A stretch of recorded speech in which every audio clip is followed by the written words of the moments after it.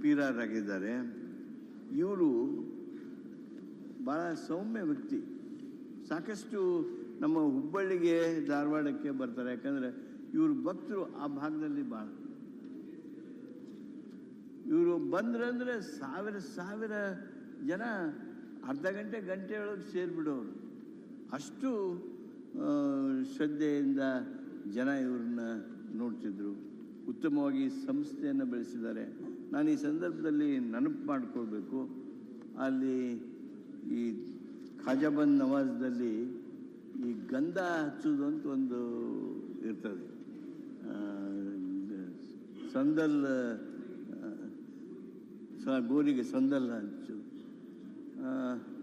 Usually ಆ ಸಂದಲ್ಲನ್ನು ತಲೆ ಮೇಲೆ ಹೊತ್ಕೊಂಡು ಹೋಗಿ ಆ ಕಾರ್ಯ ಪ್ರಾರಂಭ ಮಾಡೋದು, may be it is very privileged work.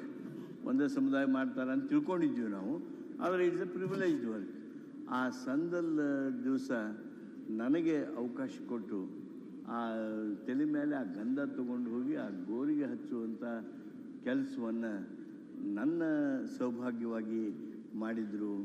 ಅಂಥ ಖುಸ್ರೋ ಹುಸೇನಿಯವರ ಆ ಪ್ರೇಮವನ್ನು, ಆ ವಿಶ್ವಾಸವನ್ನು ಈ ಸಂದರ್ಭದಲ್ಲಿ ನಾನು ನೆನಪು ಮಾಡ್ಕೋತಾ, ನಾನು ಅವತ್ತು ಹಿಂದಸಗೇರಿಯವರು ನಾನು ಜೊತೆಯಾಗಿ ಹೋಗಿದ್ವಿ ಅಲ್ಲಿ.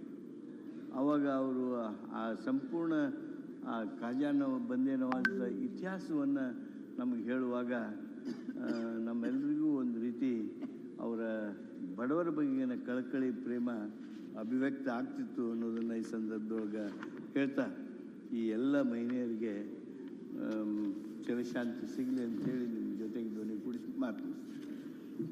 ಸುರೇಶ್ ಬಾಬು,